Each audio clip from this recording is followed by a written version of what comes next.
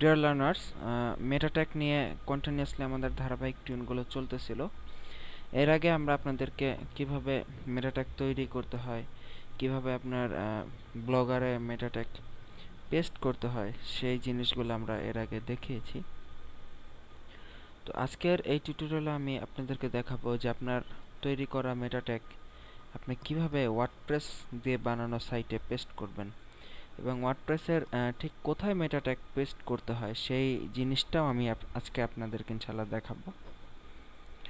তো চলুন আমরা একটু এক নজরে দেখে নেই যে আমরা এর আগে যে মেটা ট্যাগটা তৈরি করেছিলাম সেই মেটা ট্যাগটা ছিল এরকম, এবং এর শেষে কিন্তু স্ল্যাশ দিয়ে এই গ্রেটার দেন চিহ্নটা ছিল। তো এই জিনিসটা দিতে আপনারা অবশ্যই ভুলবেন না। তো চলুন এই মেটা ট্যাগটা আমরা আগে কপি করে নেই। মেটা ট্যাগটা কপি করে নিলাম। তো দেখুন আমরা আমাদের ওয়েবসাইটের ড্যাশবোর্ডে আছে। এই ড্যাশবোর্ডে মূলত আপনার ওয়ার্ডপ্রেস দিয়ে যারা সাইট বানাবেন তারা যখন আপনার সাইটে লগ ইন করবেন তখন আপনারা বুঝতে পারবেন এই ড্যাশবোর্ড কি, বা আমাদের সাথে এই ফ্রি ওয়েবসাইট বানানোর টিউটোরিয়ালও আমাদের এই ড্যাশবোর্ড দেওয়া আছে, আপনারা দেখলেই বুঝতে পারবেন।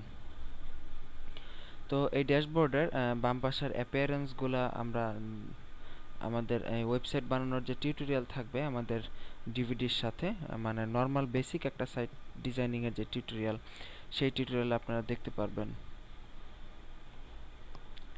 তো আমরা বাম পাশে এখানে আমরা দেখতে পাবেন,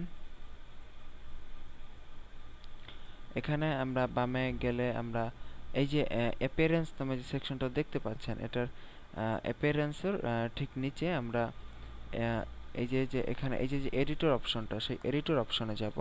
তো আমরা এডিটর অপশনে ক্লিক করলাম।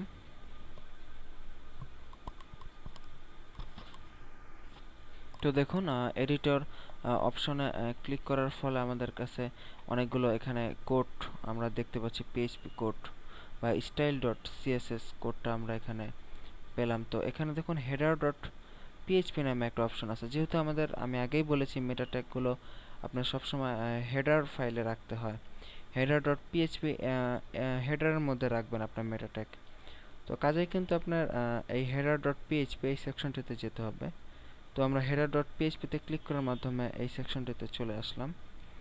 তো এখানে আসার পর আমাদের হেড যে কথাটা আছে সেটা আমাদের খুঁজে বের করতে হবে। তো এখানে দেখুন আমরা এই যে এখানে হেড কথাটি পেয়ে গেছি আলটিমেটলি, বা নিচে আরেকটি স্ল্যাশ দিয়ে হেড, মানে আমরা এই হেড এবং এই হেড এই দুই হেডই পেয়ে গেলাম, এবং এই দুই হেডের মধ্যবর্তী কোনো স্থানে আমাদের মেটা ট্যাগ পেস্ট করে রাখতে হবে। তো এই হেডগুলা খোঁজার জন্য আমি আগেই একটা সিস্টেম বলেছিলাম যে কন্ট্রোল এফ চাপবেন কিবোর্ড থেকে, তারপর আপনি হেড লিখে সার্চ দিবেন, এই বক্স আসবে, নিচে একটি সার্চ করার বক্স, কন্ট্রোল চেপে এফ চাপলেই কিবোর্ড থেকে এরকম একটা বক্স আসবে।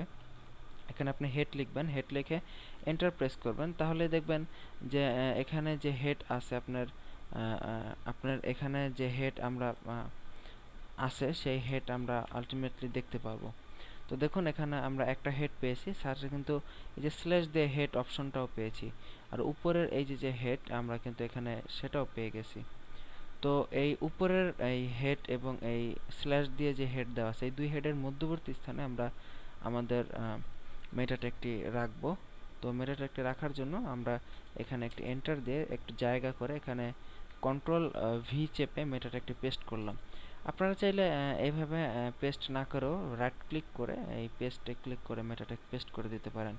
তো আমরা কিন্তু এখানে মেটা ট্যাগ পেস্ট করে দিলাম। তো এখন আমাদের একটু নিচের দিকে গিয়ে এই যে আপডেট ফাইল এখানে ক্লিক করতে হবে। তো দেখুন আপডেট ফাইলে ক্লিক করার পর আমাদের টেমপ্লেটটি এখন সেভ হবে। তো দেখুন এখানে ফাইল এডিটেড সাকসেসফুলি আমাদের নোটিফিকেশন দিয়ে দিছে। তো এরই মধ্যেই কিন্তু আমাদের ওয়ার্ডপ্রেস সাইটে মেটা ট্যাগ পেস্ট করা কিন্তু শেষ হয়ে গেল। বেশিক্ষণ লাগলো না, কিন্তু আসলে অল্প একটু পরিশ্রম করলে আপনারা কাজগুলো করতে পারবেন। তো টিউটোরিয়ালটি মনোযোগ দিয়ে দেখবেন, এবং কোনো প্রকার সমস্যা বা কোডিং করতে কোনো ঝামেলা বা না বুঝতে পারলে আমাদেরকে ইমেল করবেন বা আমাদের গ্রুপে আমাদের সাথে কন্টিনিউয়াসলি যোগাযোগ করবেন। তো এই প্রত্যাশায় এখানেই আজকের টিউটোরিয়াল আমি শেষ করছি। ভালো থাকবেন সবাই। আল্লাহ হাফেজ। আসসালামু আলাইকুম।